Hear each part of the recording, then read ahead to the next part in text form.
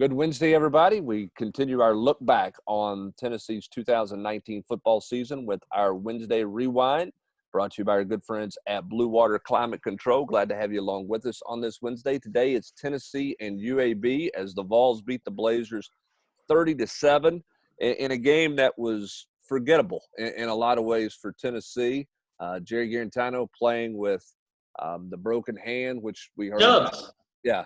Which we heard about the entire – I don't know if you heard, but it was a challenge for the handoff using that hand, according to the commentators on that game. But, you know, a game that you wondered if Tennessee really wanted to play him as much as they did, in a game where he got beat around a lot. Tennessee's offensive front did not handle UAB's defensive front at all. This was I don't want to say a forgettable game, but it was not a game that you felt like Tennessee was building on what they had been doing the previous couple of weeks.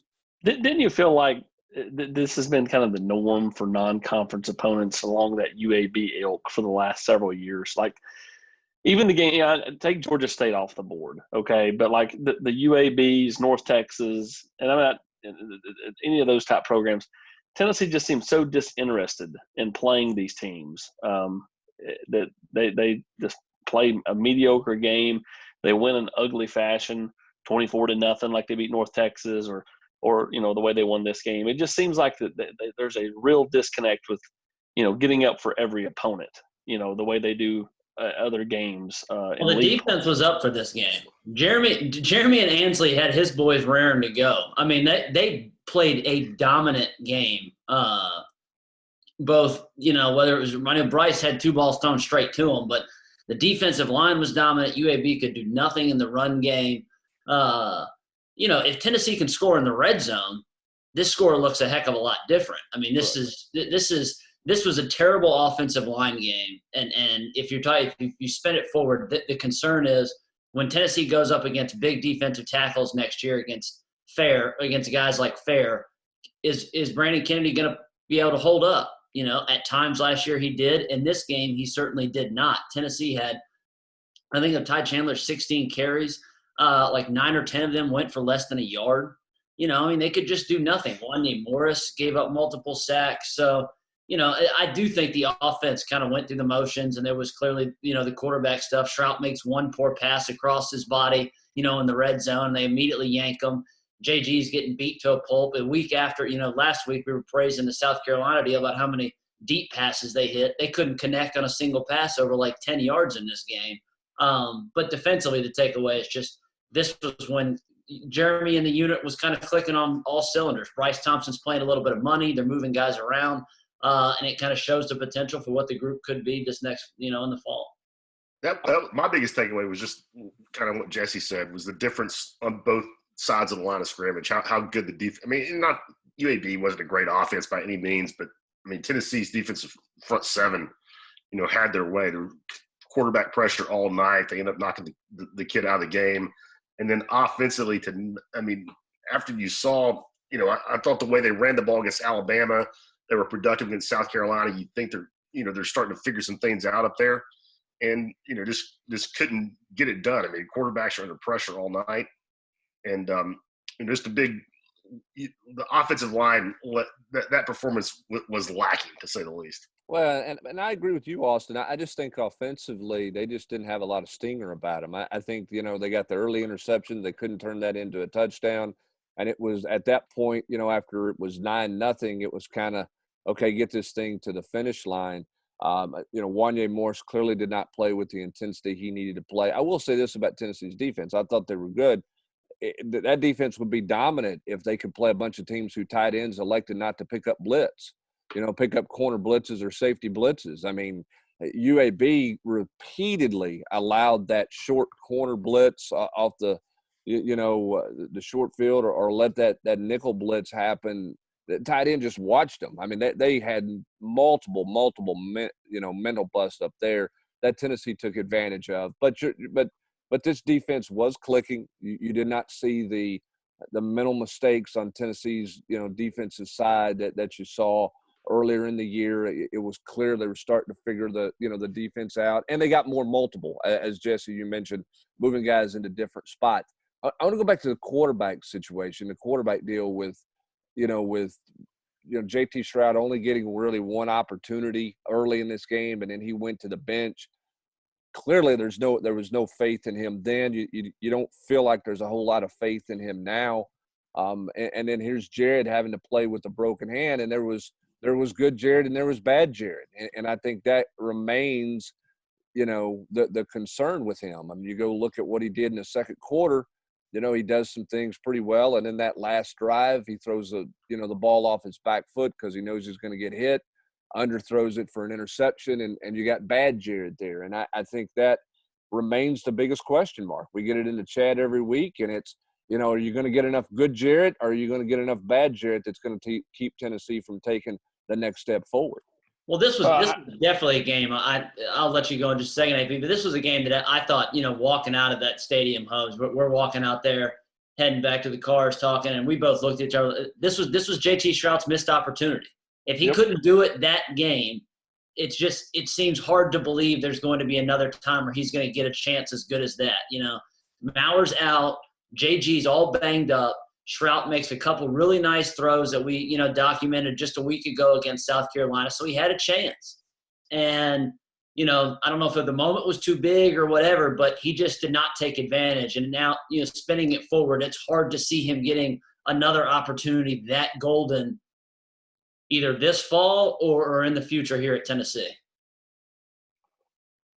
Yeah, at the end of the day, this is a Jarrett that, again, was much like the rest of this team. He pieced it together during weeks, but this whole team pieced the whole season together, especially this run at the end of the year, really well. At times Tennessee could run it against Vanderbilt. They couldn't run it in this game. Tennessee could throw it against Missouri. Then there were other games where they couldn't throw it. I mean, they just kind of brother-in-lawed it. One week it was one facet of the offense that kind of went missing. The next week it was another. That kind of is symbolic of what happened with Jarrett pretty much all year. I mean, he would show flashes, but, it just was not consistent enough. Now, with that said, and I get it, Tennessee fans got to see it to believe it. Brent, Rob, Jesse wasn't here. We all sat there and watched Jonathan Crompton's miserable 2008 season. I remember vividly him getting booed off the field at Auburn right in front of Peyton Manning on the sideline after that atrocious game on both sides of the ball for both teams, and then turned around in 2009 with Jim Chaney and with Lane Kiffin and was way better. That's not to say Jarrett is going to do that, but having the same guy in your ear, the same voice in your head for 2 consecutive years could mean that he has improvement. But to Jesse's point several weeks ago, just because Jarrett improves doesn't mean the offense is going to improve, because the playmakers around him are different. Yeah, I mean, I'm firmly on board with the notion that just because he's a he's going to be a fifth-year senior, I still think Jarrett can get better, and I really put a lot of stock in being with the same offensive coordinator 2 years in a row. But at the same time, Hubbard, the play you referenced, that interception right before halftime, that's kind of his career in a nutshell. I mean, that's a fourth-year junior, forcing a bad ball into coverage in the end zone with under a minute left, when you just get points there. I mean, that's the kind of play that he has got to be eradicated. I mean, he can't make that play if Tennessee is going to win 9 or 10 games, or win one they're not supposed to this year. Jarrett did get a new name in this game. Jerry Tano. Yeah, he did. I think that announcer butchered his name at least 6 times. There was certainly some struggles there. I thought that particular interception was more of a physical fundamental flaw interception than it was necessarily the horrific read or even the late timing. I mean, if he steps into the throw and leads, it's potentially there, or he can put it where the only guy who's going to catch it is Tyler Bird. But because his fundamentals and footwork were so bad there, he never gave that ball a chance. I didn't feel like, and maybe I'm wrong, I didn't feel like that one was 2 or 3 steps late or 2 or 3 seconds late in delivery. It was pressures in my face. I've been beat up a lot. And instead of heaving it out of the back of the end zone, he just made a really poor physical throw in that. The other thing that was, showed up again in this game, we talked about it early in the year, reviewing last season. This has got to be the biggest area of improvement Tennessee makes this fall. Jim Chaney's got to find some answers in the red zone. They've got to find some red zone packages that work. And look, his best red zone weapons, in my opinion, last year were a fade to Callaway, which he didn't throw enough of, in my opinion, and the physicality of Jawan Jennings. I think the question mark when you look at this team in terms of improvement is how do they finish in the red zone? What's the package to finish? What's the play calling? Schematically, how are they going to get themselves more productive in the red zone? Because you just don't think they're going to line up and just hammer it down somebody's throat 4 or 5 straight plays inside the 20. Most teams in college football don't do that. So my question, spinning it forward, is how does Tennessee find red zone answers? Because they reared their head again 2/3 through the season in this game. Well, they either need Gibbs to be that physical type player that Jawan was, or they need a guy like Malachi Wideman to be that jump ball guy that you're talking about that Callaway had the potential to be that they didn't use enough. I mean, they have to have somebody emerge in those same type realms, because I don't think they're going to get it from the tight end position. You could say maybe they're going to get it across the middle of the field with the tight end in the red zone, but from who? I mean, like, Pope kind of is who he is. He can make a play. I'm sure he can catch a touchdown pass. I mean, Austin's a good athlete, but at the same time, he's been beat up with back injuries and everything else over the years. So, I mean, he's not what he was when he first got here athletically. And then outside of that, we all, well chronicled Tennessee's lack of depth at the position. So, they're going to have somebody step up, whether that's a freshman and Malachi Wideman who has the hops, or D'Angelo Gibbs, or somebody. They got so desperate in this game, they got gimmicky and gave the ball to CFA. Yeah, he got an end around on one of the red zone possessions. They had a couple runs to Crouch. Crouch did miss a hole-on-one, but they didn't go anywhere. Jawan gets the Wildcat touchdown. I'll be curious to see if they put somebody else in the Wildcat, if that's a Jimmy Holiday, if that's how they get him on the field with the threat of a pop pass or something like that, because I think Hubbs is correct. I don't think, even as improved as his offensive line may be, that they're just going to be able to consistently, in tight spaces, when the yardage shrinks, just run it straight at somebody. We don't call him CFA, Jesse. It's Carlin Fields Ames. There you go. I would bet money that Holiday has a Wildcat package this fall, and certainly I think you'll see it in the red zone. But I thought, I don't want to pile on the kid. He obviously didn't live up to expectations, but not having Dominic Wood-Anderson not kind of living up to the hype, I think really, showed up in Tennessee's red zone struggles overall. But that was just something that plagued them all year long. And to not be able to jam it home the way, against a team like UAB, as many opportunities they had down there, just kind of really highlighted what I thought was one of the weakest points for this team all year long, was the red zone struggles. Yeah, I think the creativity. Jim Chaney's making a lot of money, and Tennessee's paying him a lot of money. I think his creativity in the red zone is going to and imagination in the red zone is going to have to really be a catalyst for Tennessee, more than just finding personnel. He had a really nice play on the touchdown in this game to Eric Gray, where they got him freed up and down the kind of rail route that's always open, or the wheel route that's always open, as AP likes to say.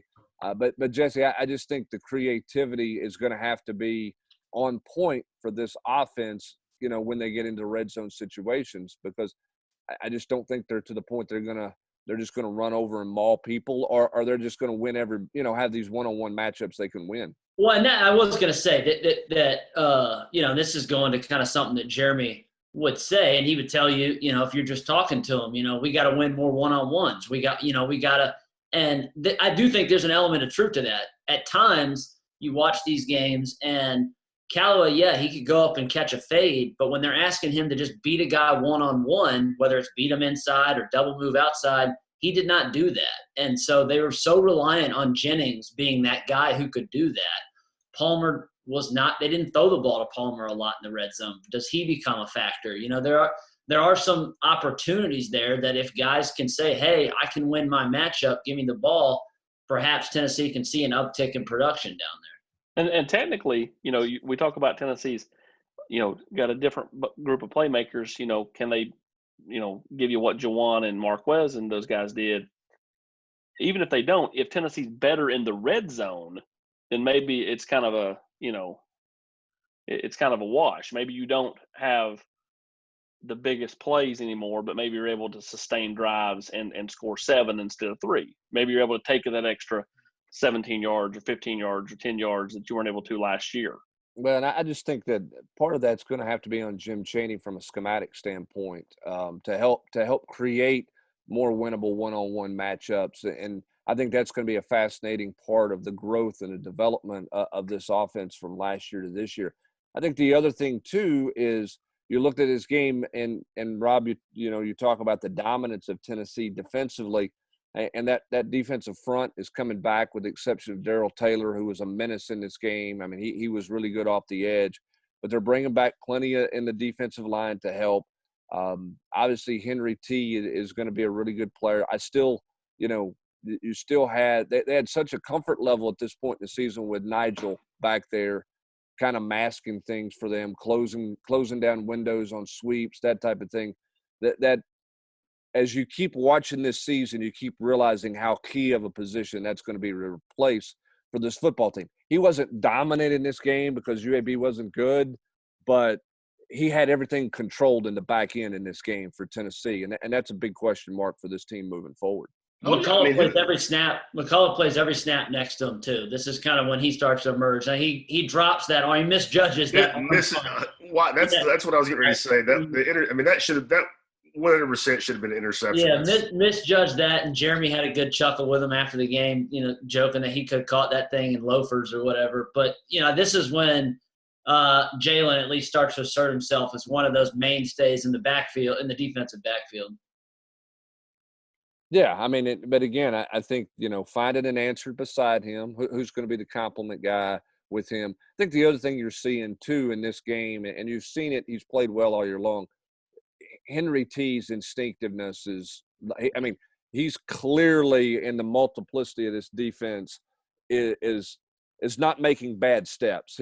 No longer is there the missteps, particularly with the lateral. He was good early in the year downhill in the run game, but I thought in this game – he was completely locked in and did not, was not taking the wrong first step or a false step to get him anywhere, which is obviously going to be key for Tennessee, as he'll have to have a big year and should have a big year for Tennessee. Yeah, it's not Georgia, it's not Alabama, but I thought that kind of jumped off. How he was so often just in the right spot, the right time. Even if he didn't make the play, he was, where he was supposed to be. And man, if we get hyperbolic for a minute, Hubbard, who's been a better freshman linebacker than Henry T? In the last, I know a lot of guys haven't had the opportunity because maybe Tennessee was more talented and maybe some freshmen didn't get a chance to show. But this game, and just watching it this season, going back and rewatching it, made me think. Who's been better as a freshman at linebacker? I really can't recall one. And you've been doing it a lot longer than I have, but I don't know that there's been a more productive freshman linebacker than Henry. Well, when you start thinking about Tennessee's, highly acclaimed linebackers, and you go back, into that the run that John Chavis had in the '90s with those guys, and they just, they didn't have to play as freshmen. Yeah, exactly. Because they had so much depth. They had so much depth there. I think the thing about Henry Austin, when you look at his game, is it's hard to see that many incoming guys really prepared to play and understanding how to get themselves ready to play the way he did as a freshman. And that's a credit to his program out in California that he played at De La Salle. But that's a credit, to him. I would have loved to have seen Kevin Simon as a freshman, but he was coming off the ACL because he came out of the same program. But clearly the sophistication that they play with defensively out there showed up big time for him. Well, he's very intelligent, and that's something that I think when he came in last summer and was able to spend time with Jeremy Pruitt and drawing up ball plays or 2 summers ago and drawing up ball plays, those type of things, and then came in on his official visit in January, I think that proved to be, crucial, because I think that they got a real feel for all that he could handle. Whereas had he, think about it, he didn't even arrive till the summer. I know. It wasn't like he was here for spring. Like he picked up things so fast, understood concepts, and it just was, even if he had a few, head scratchers in game 1 or game 2, I attribute a lot of that to the fact that he didn't have DB beside of him. If Daniel Batuli's out there, I think that he kind of cleans up a few of those freshman mistakes from Henry early on. And, he was dynamite all year. And I think that's why you have to feel like, okay, now he goes into that role where Batuli was. Who can he get to come along beside of him this coming year? Is that, going to be Quavaris Crouch? Is that going to be a freshman? Who can he get to kind of, rise up their game? But he clearly is very intelligent, understands the defense, which is something a lot of people struggle with in year 1 in this defense. But because of that, because of his, quick maturation and Bryce finally being healthy in this game and then rotating corners with Alante and Kenneth, like we said, McCullough plays a ton.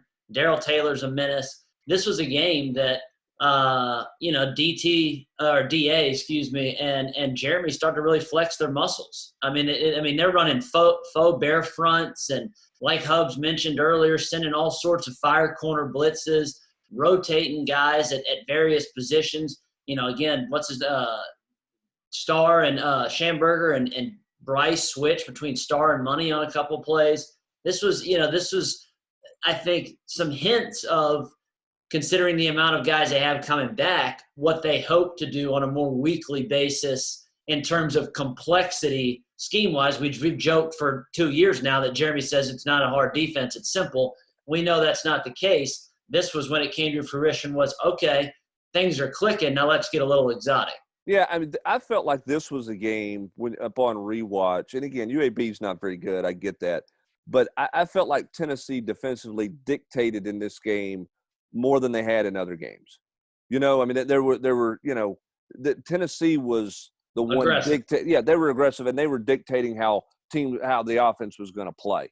They were forceful in how UAB was going to do things. And I think this was really kind of the first time you started to get a feel for that. We would see that in the coming weeks and what Tennessee would do to the Missouris of the world and the Vanderbilts, as we'll talk about in the coming weeks. But I thought this was kind of the first game where Tennessee brought a much bigger lunch pail to the game and emptied the bucket a little bit more than they had in previous games because they had full confidence that the guys they were putting on there could handle all the mental things. Remember, this team is 6 weeks away from not being able to line up defensively on the defensive front, and now they're dictating everything the way that they were. So, an example and clear evidence of the growth of this unit.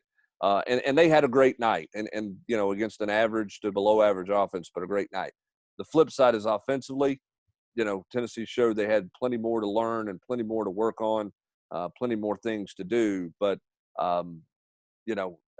it's going to be kind of fascinating to see how they grow, particularly without a spring practice, how they grow offensively, what their chemistry is offensively, and everything that they're trying to do. New people on the offensive line.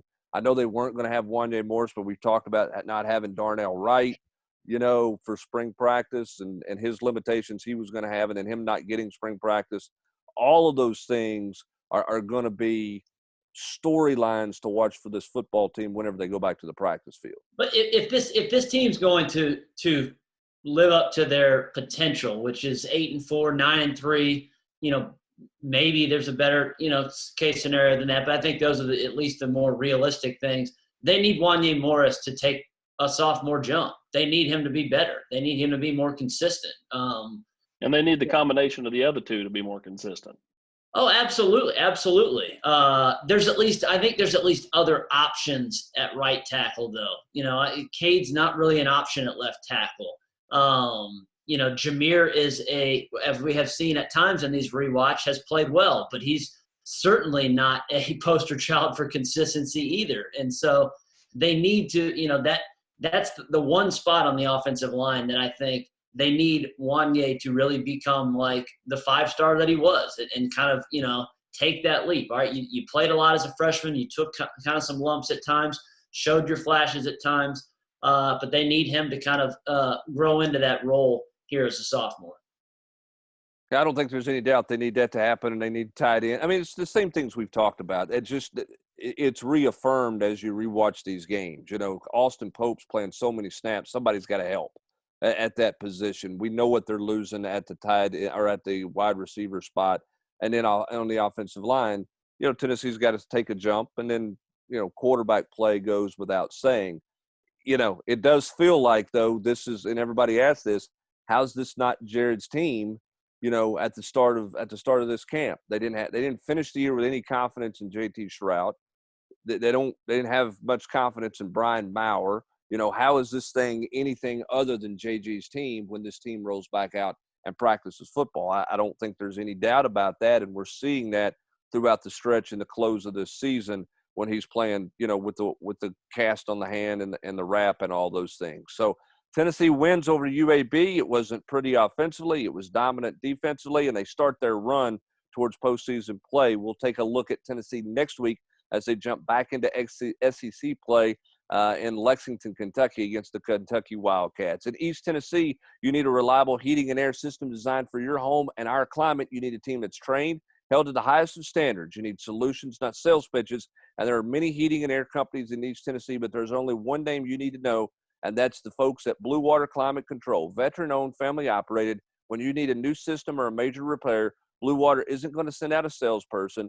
An air conditioning expert will visit your home. They'll lay out all the options for you, which could be anything from a new system, repairing your current system, whatever they need to do to make your system and to make your home life more comfortable and more energy efficient. They're going to do that. They have plenty of options for you in financing, including same as cash, even rent to own. So call Jeremy and his folks at Blue Water Climate Control today at 865-299-2290 or visit them at bluewaterclimatecontrol.com. Make an appointment. Blue Water Climate Control is an authorized dealer for American Standard Heating and Air Conditioning. For Austin Price, Jesse Simonton, and Rob Lewis, I'm Brent Hubbs. Thanks for joining us on this Wednesday Rewind. Have a great day, everybody.